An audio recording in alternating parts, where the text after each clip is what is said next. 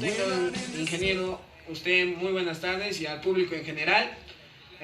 Nosotros somos de la Universidad Nacional del Altiplano, de Puno, y de la Escuela Profesional de Ingeniería de Sistemas, el cual nos ha tocado un tema de entornos en tiempo de ejecución de la asignatura de compiladores, el cual mi persona y el grupo de mis compañeros vamos a explicarlo detalladamente cada punto de este lindo capítulo. Ya, para empezar en sí la parte de entornos en tiempo de ejecución, tendríamos que pasar a una introducción breve, en el cual debemos saber por primer lugar que un compilador en sí debe implementar con precisión las abstracciones expresadas en la definición del lenguaje fuente. También sabemos que el compilador crea y administra un entorno en tiempo de ejecución, en el cual se supone que están ejecutando todos sus programas destino. Y este entorno se encarga de varias cuestiones como la distribución y la asignación de las ubicaciones de almacenamiento para los objetos nombrados en el programa fuente, los mecanismos que usa el programa destino para acceder a las variables, los enlaces entre los procedimientos, los mecanismos para el paso de parámetros y las interfaces para el sistema operativo. Como también no podemos dejar de lado los dispositivos de entrada y salida y los otros programas que se supone, se podría decir. También tenemos que ver que en este capítulo en sí vamos a tocar dos temas, así a neto nos vamos a dedicar más en esos dos temas, el cual viene a ser, se podría decir, los dos temas serían la asignación de ubicaciones de almacenamiento y el acceso a variables y datos. En sí, todo lo que les he hablado, posteriormente mis compañeros van a estar hablando detalladamente con cada detalle sobre la administración de la memoria, incluyendo la asignación de la pila, la administración del montículo de datos y la recolección de basura. En esta ocasión mi persona va a hablarles en sí de qué trata el entorno en tiempo de ejecución. Como sabemos que los entornos de ejecución, en pocas palabras, sería lo podríamos expresar como es una técnica para mejorar el rendimiento y optimización de sistemas de programación. Eso es en sí de qué trata los entornos en tiempo de ejecución. Y ahora en esta parte se delimitan distintos aspectos en el cual vamos a tratar posteriormente, el cual que compilan los bytecodes y los traduce a códigos de máquina para luego ser desplegado en el código destino. Como primer punto tenemos la organización y el almacenamiento. En esta parte de la organización y el almacenamiento tenemos que la información que maneja el compilador es organizada y almacenada. Como sabemos todos que la información siempre va a ser organizada y almacenada. Al igual que el programa destino, en la memoria, el programa destino tiene su propia ubicación y esa ubicación que sabemos del programa destino es una ubicación fija. También podemos hablar que la administración y organización de todo espacio es llevado a cabo por el compilador y el OS. Tenemos como siguiente punto la asignación de almacenamiento estática y dinámica. Para entrar a esta parte de asignación estática y dinámica, tenemos que tener en sí que podemos saber qué es una pila. O sea, si no sabemos eso, ¿para qué estaríamos hablando de las siguientes partes? En sí yo les voy a detallar qué es una pila, o sea, como se lo conoce en inglés, stack. Es una lista ordenada o estructurada de datos que permite almacenar y recuperar datos. El modo de acceso a sus elementos es de tipo LIFO, que este LIFO está en inglés, el cual es last in, first out. Último en entrar, primero en salir. También tenemos que hablar de la siguiente parte que vamos a hablar más frecuentemente, se podría decir del montículo que les hablaba anteriormente y de acá posteriormente también lo van a hablar mis compañeros, el cual ¿qué es un montículo? El montículo es un área de memoria que permite que los objetos u otros elementos de datos obtengan almacenamiento cuando se crean y que devuelvan el almacenamiento cuando se invalidan. Para esta parte también les decimos que la asignación de almacenamiento estática y dinámica no son lo mismo, como pueden observar. El almacenamiento es estático cuando el código ya tiene un lugar asignado antes de que el mismo se ejecute. Y cuando es dinámico, cuando la ubicación es determinada durante la ejecución del código. Como sabemos, muchos compiladores, o sea, utilizan ambas estrategias para la asignación de almacenamiento. Se podría decir que cualquiera es utilizable. Y en esta parte también de la asignación de almacenamiento estática y dinámica, tenemos dos estrategias para la asignación de almacenamiento dinámica, el cual es el primero, que es el almacenamiento de la pila. A los nombres locales para un procedimiento se les asigna un espacio en una pila, y el otro punto, la otra estrategia, que sería el almacenamiento del montículo, que los datos que puedan durar más que la llamada al procedimiento que se los creó se asignan, o sea, por lo general en un montículo de almacenamiento reutilizable. También en la parte vamos a tocar de acción de espacio en la pila. ¿Qué nos quiere decir la acción de espacio en la pila? En pocas palabras lo podríamos decir el durante el tiempo de ejecución de algunos compiladores. O sea, en esta parte de tiempo de ejecución son manejados en forma de pila. Después de terminar el proceso, ese espacio se saca de la pila, y esto permite que las direcciones de las pilas sean siempre las mismas, sin importar la secuencia de la llamada. Después, como les hablé, como para finalizar mi participación, tendríamos la secuencia de llamada, el cual, ¿qué es una secuencia de llamada? En sí, en pocas palabras, se le podría decir que consiste en código que asigna un registro de activación en la pila e introduce información en sus campos. Es en sí, en pocas palabras, ¿qué es una secuencia de llamada? Y el código en una secuencia de llamadas se divide entre el procedimiento de quien hace la llamada, en este caso vendría a ser el emisor, y el procedimiento al que le llama, que vendría a ser el receptor. En sí, en general, si un procedimiento se llama desde n puntos diferentes, entonces la porción de la secuencia de llamadas que se asigna al emisor se genera n veces. Pero, sin embargo, la porción asignada al receptor se genera solo una vez. Buenas tardes, voy a continuar con una exposición. Mi nombre es Pedro Carizaya. Me tocó exponer el tema el anidamiento.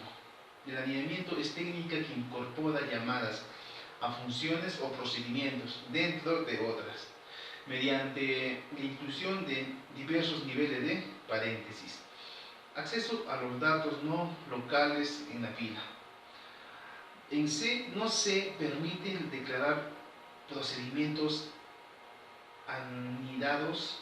La ubicación para una variable global se encuentra en el registro de activación. Acceso a los datos sin procedimientos anidados.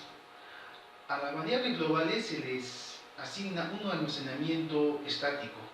Las ubicaciones de esas variables permanecen fijas y son conocidas en tiempos de compilación. Así que para acceder a cualquier variable que sea local para el procedimiento actual, en ejecución solo utilizamos la dirección que se determina en forma estática. También se presentan algunos problemas con los procedimientos añadidos. El acceso se complica aún más cuando un lenguaje permite anidar las declaraciones de los procedimientos y también utiliza la regla de alcance estático, norma. Un procedimiento puede accederse a variables de procedimientos cuyas declaraciones rodean a su propia declaración, siguiendo la regla de alcance anidado. ML es un lenguaje funcional, lo cual significa que las variables, una vez que se declaran y se inicializan, no se modifican. Esto es uno de los lenguajes de procedimientos anidados comunes, al igual que Pascal. Enlaces de acceso. Podemos obtener también una implementación directa a la regla de alcances estáticos normal para funciones anidadas. Si agregamos un apuntador conocido como el enlace de acceso a cada registro de activación. La manipulación de accesos se utiliza para determinar un enlace de acceso. Se da una llamada a un procedimiento específico cuyo nombre se proporciona de manera explícita en la llamada. Enlaces de acceso para parámetros de procedimientos. Al pasar un procedimiento P a Q como parámetro y Q reitera la llamada de P, es posible que Q no conozca el texto en el que aparezca, pero P le enseñará a Q cómo establecer el acceso de ella misma. El emisor, es decir, P, debe pasar junto con el nombre del procedimiento el parámetro en el enlace de acceso apropiado. Estructura de datos display. Una estructura de datos display es una implementación más eficiente que los enlaza de acceso de datos locales que utiliza un arreglo auxiliar, conocidos como display, el cual consiste en un apuntador para cada profundidad de anidamiento. Administración de la memoria.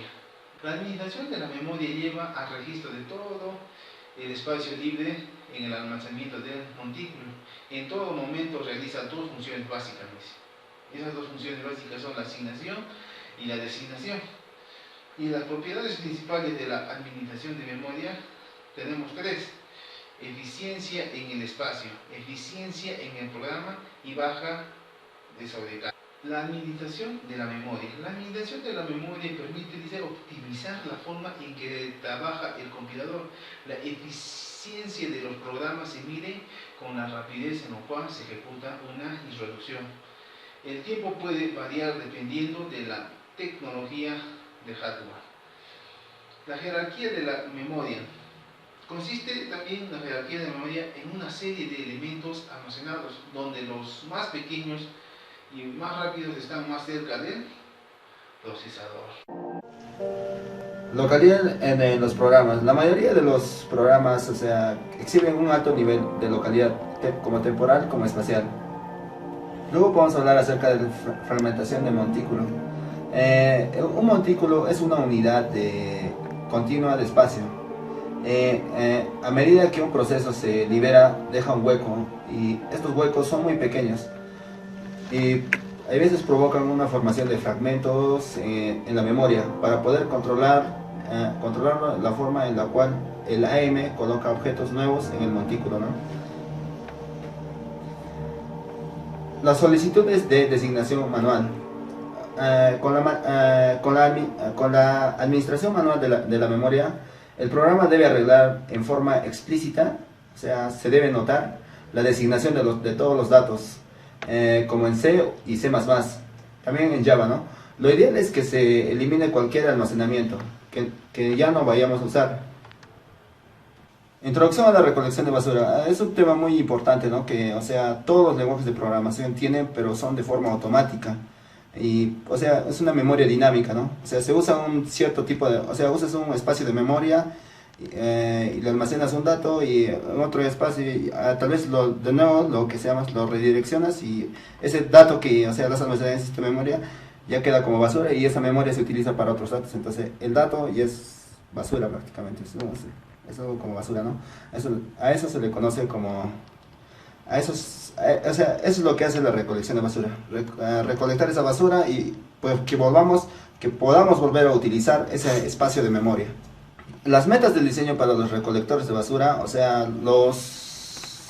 la recolección de basura es un proceso en el que reclamamos trozos de almacenamiento que contienen objetos en los que un programa ya no puede tener acceso, como les he explicado anteriormente, ¿no? Es un espacio de memoria, que tiene un dato, pero ese espacio de memoria tal vez le hemos asignado a otro dato, entonces queda un dato basura. Entonces, eso es lo que recolecta, ¿no? Por eso le decimos recolector de basura, recolecta eso. La capacidad de alcance. Aquí se refiere a que todos los datos a los que un programa, puede acceder en forma directa, y sin tener que de referencia ningún apuntador como el conjunto raíz. Recolectores de basura con conteo de referencia. Estos identifican la basura a medida que un objeto cambia cambia de alcanzable a inalcanzable. El objeto puede eliminarse cuando su conteo disminuye hasta cero.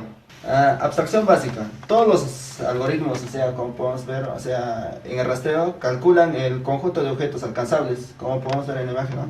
Después obtienen el complemento de este conjunto y por lo tanto la memoria se recicla de la siguiente manera. Primero, el programa o el mutador se va a ejecutar y realizar las solicitudes de asignación. Se va a asignar primero. Va a hacer una solicitud de asignación. Siguientemente, el recolector de basura descubre la capacidad del alcance mediante, va a ser mediante un rastreo, ¿no? ¿Qué va a hacer? Y luego, el recolector de basura reclama el almacenamiento para los objetos inalcanzables. Optimización de marcar y limpiar.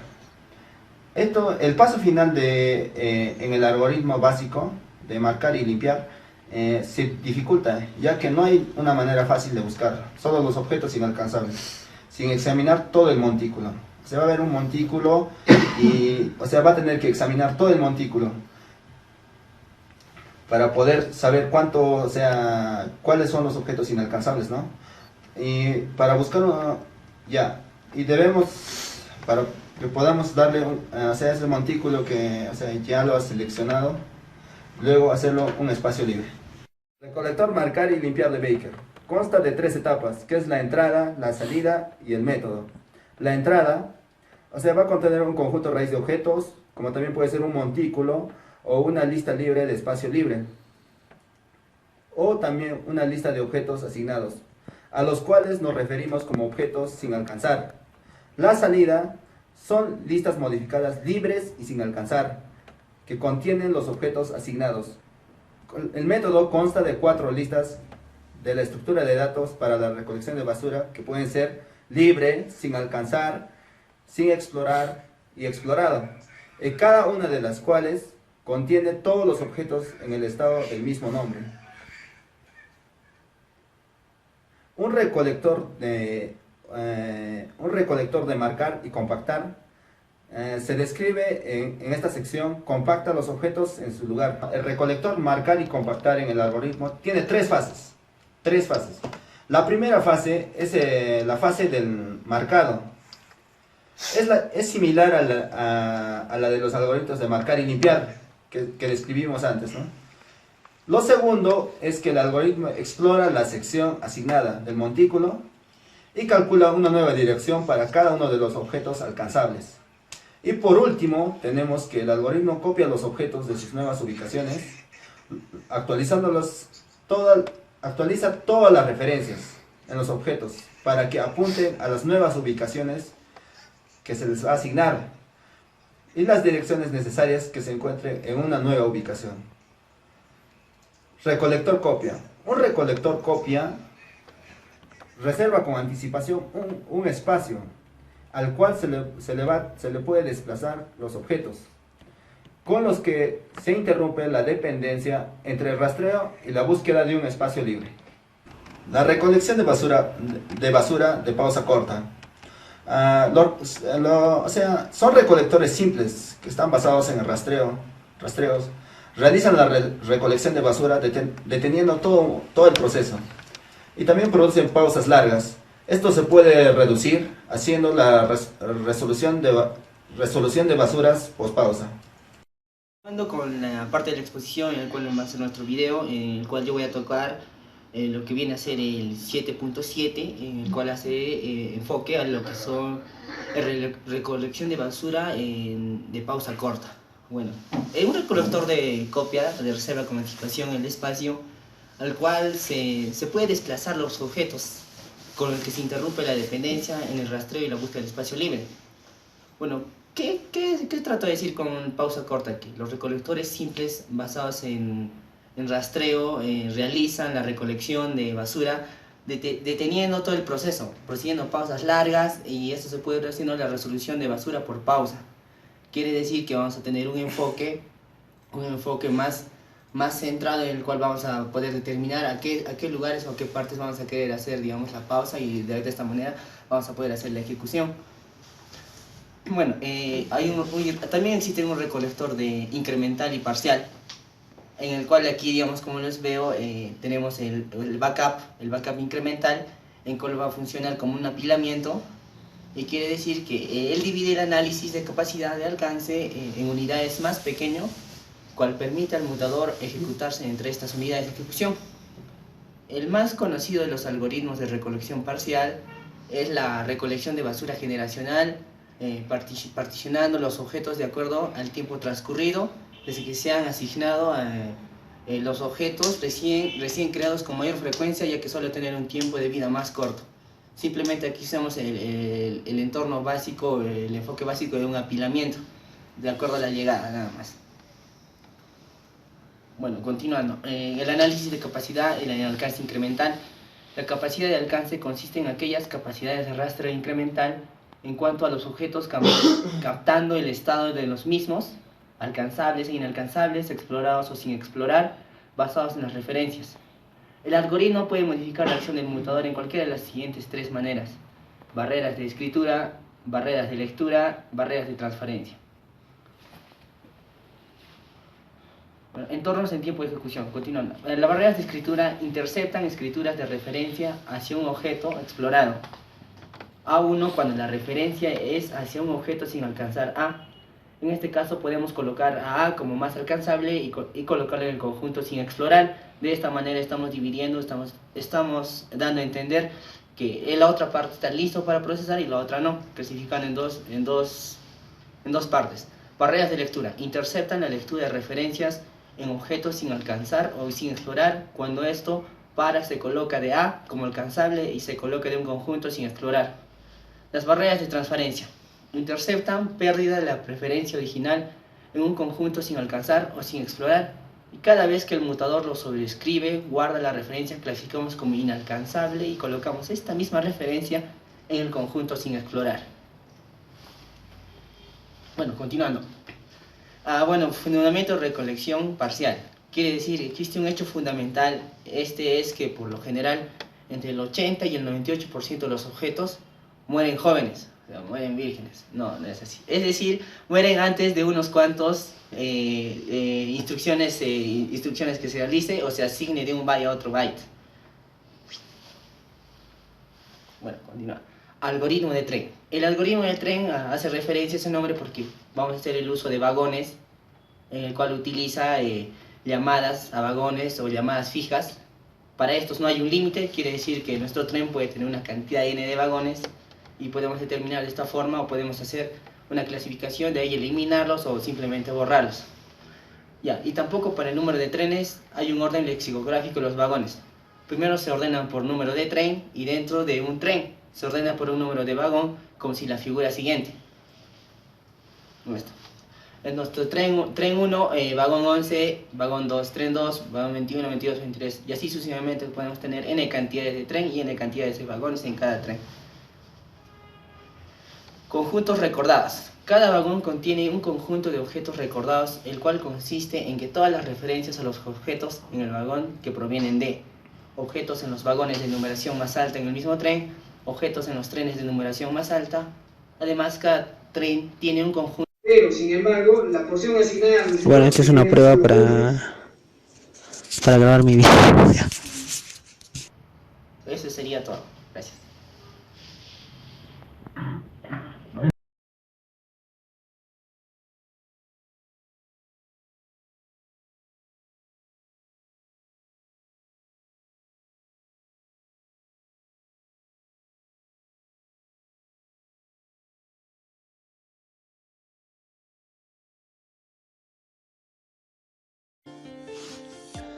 Ahora pasaremos al ejemplo del código de Kitsol.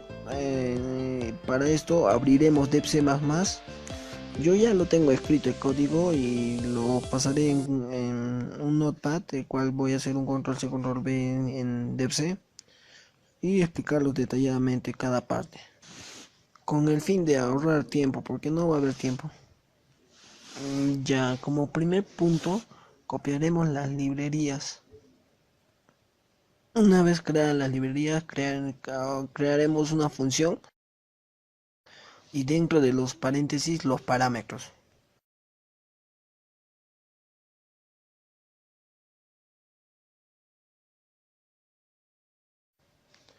Ojo, recordemos que el nombre de mi función es kitSort y dentro de ella declaramos mis variables. Notamos que en int p se hace una operación que sería como la regla a seguir del método. También con la ayuda de un ciclo while daremos las siguientes instrucciones. Mientras que la sublista i sea menor o igual que j, entonces entrará al siguiente. Entrará al siguiente ciclo y los datos del arreglo tienen que ser menores a p, que sería el pivote. Y los datos del arreglo j tienen que ser mayores a p. Entonces, suponemos que i es menor o igual a j y se hace el cambio que mencionamos en la explicación. Con ayuda de una condición acomodaremos los valores de acuerdo a su tamaño.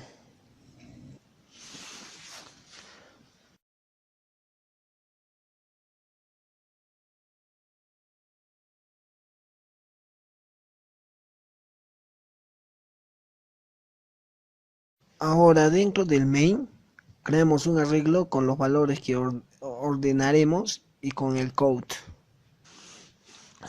Imprimiremos en pantalla los datos como el nombre del programa, los datos ordenados y la oración que diga que la lista ya se encuentra ordenada. Ayuda. Como último paso, llamaremos a la función kitSort y dentro de los paréntesis establecemos el tamaño del arreglo, ya que son 10 dígitos de 0 a 9. Y con ayuda de un for imprimimos los datos. Y ojo, no nos olvidemos del system pause que nos ayudará a darle una pausa cuando ejecutemos en código. Y ahora solo nos queda guardar y compilarlo. Y como podemos ver, una vez compilado nos muestra que lo que hemos implementado, o sea, yo le puse método de kitSort y el cual nos muestra una lista ordenada en el cual se declara los números y el cual nos muestra abajo que la lista ya se ha ordenado. O sea, abajo nos muestra la lista que ya se ha ordenado. Esto sería con todo al ejercicio que voy a hacer, el cual es de kitSort. Gracias. Primeramente vamos a crear un objeto entero que se va a llamar A. Entonces, ahí está, como podemos ver en la imagen, lo vamos a poner a ese A, le vamos a asignar 10. Ya estamos creando un objeto. Luego A lo vamos a referenciar a null, o sea, ya no va a apuntar al objeto anterior que va a ser 10. Entonces el 10 ya es elegible ya, o sea, nadie va a poder acceder a él. Entonces como no vamos a utilizar, ya sería un objeto basura del Java.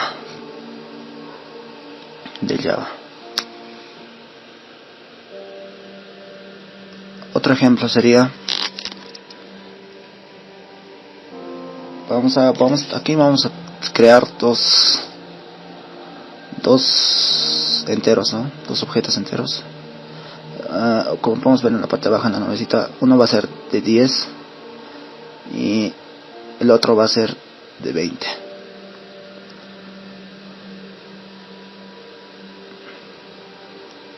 Como podemos ver en la imagen, A va a estar referenciado a 10 y B va a estar referenciado a 20.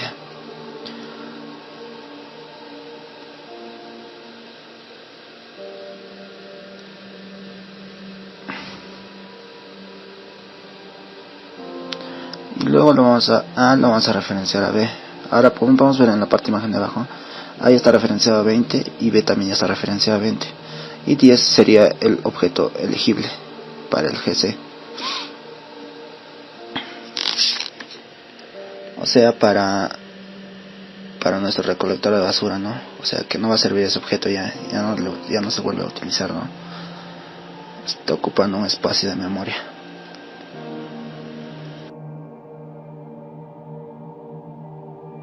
Ahora un tercer ejemplo, ¿no? Para entenderlo mejor. Vamos a crear un objeto con le vamos a llamar vecina. Entonces, ahora vamos a hacer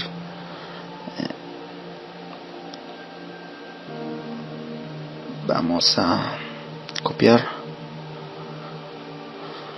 donde vamos a crear que un nuevo objeto que va a estar con valor vacío, como dirigido a una clase. Ya luego vamos a crear a punto vecina, que lo vamos a dirigir a B, y B punto vecina C a punto igual a referenciado a nulo, B también referenciado a nulo. Algo está fallando, creo que es, a ver, no sé, como podemos ver al costado es A, ¿no? O sea, la vecina A va a estar referenciada a B y la vecina B va a estar referenciada a. Como podemos ver, cuando decimos nulo, o sea, ya estamos rompiendo ya la referencia, ¿no? A es igual a nulo, B es igual a nulo, entonces hemos roto la referencia. Entonces, por lo tanto, la vecina A, punto la primera vecina y la segunda vecina ya no se van a hacer, ya están aislados, entonces serían los datos, o sea, son elegibles, ¿no? Para el GC. Luego vamos a hablar cómo enviar una solicitud, ¿no? De ejecución al GC, o sea, para que recolecte la basura, o sea, que estén ahí. Como he dicho antes, o sea, no se puede forzar la ejecución del recolector de basuras, o sea, se solicita su ejecución mediante la siguiente instrucción, ¿no? Que estoy poniendo ahí, que es el sistema GC, pero no nos garantiza que se ejecute, ¿no? Otro también podría ser una runtime RT, es igual, va a ser igual a runtime.get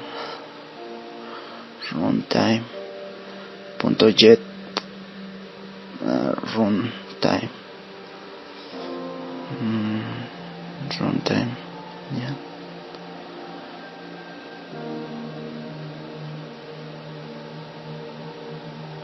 Y lo referenciamos a rt.gc. Bueno, no, esas dos maneras de enviar una instrucción, ¿no? Al GC para que nos, o sea, para que recolecte esa basura, ¿no? Que está sobrando, o sea, que ya sea esos objetos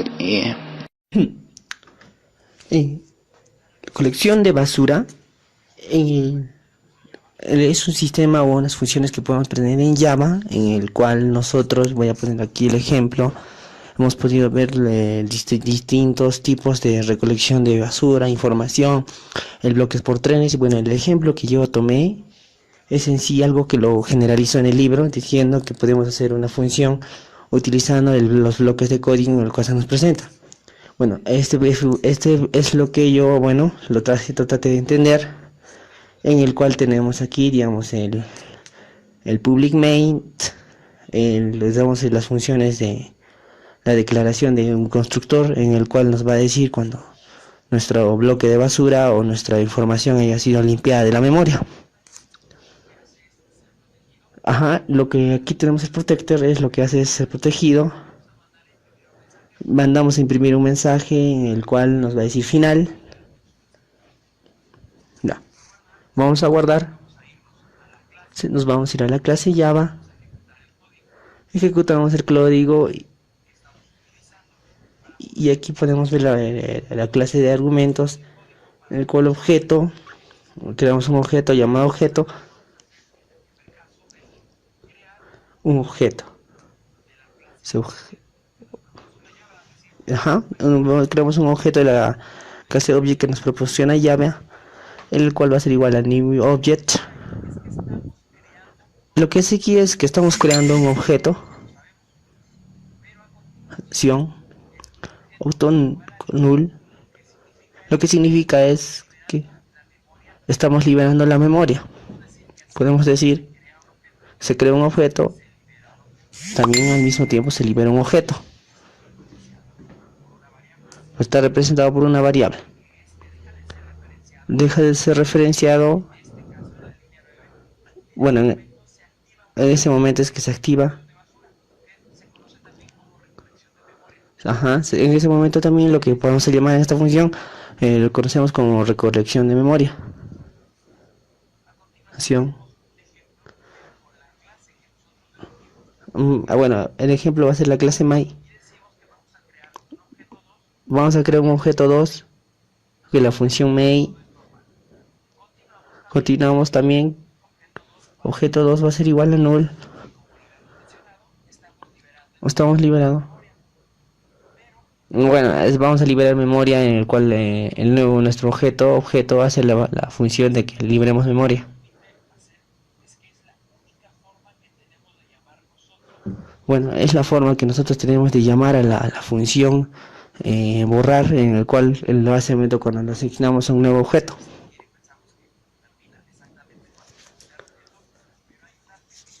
Hace la función de que termina. Bueno, va a ser para que nosotros terminemos. Vamos a usar algunos datos y nos va a terminar, nos va a poder hacer terminar esto, el sistema, claro. Vamos a hacer. Ponemos esta línea para probar de que no nos va a borrar la clase objeto. Bueno, si nos vota el constructor. Y cuando yo creo un objeto, yo creo un objeto, va a pasar sí o sí por el constructor. Nos ejecuta eso de ahí. Entonces, en ese momento. Y ya, bueno, objeto 2 nos va a pasar.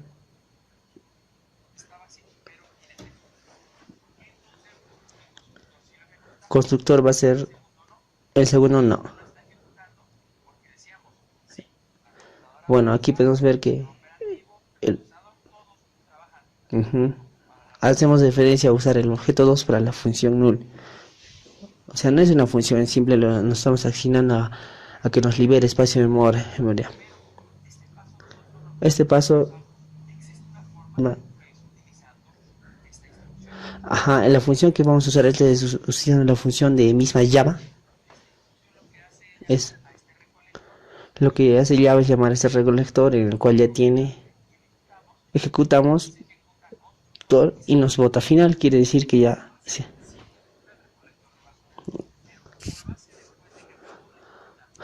Lo hace después de que, o sea, como lo hemos hecho después de que acaba de ejecutar el programa, es por eso es que nos bota normal final y no como el anterior cuando lo comentamos.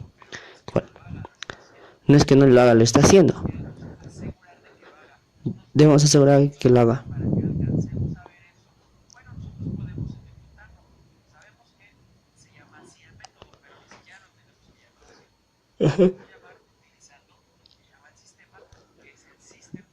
Lo llamamos con la función system.order, GC, el cual hacemos funciones al uso del recurso de memoria de Java.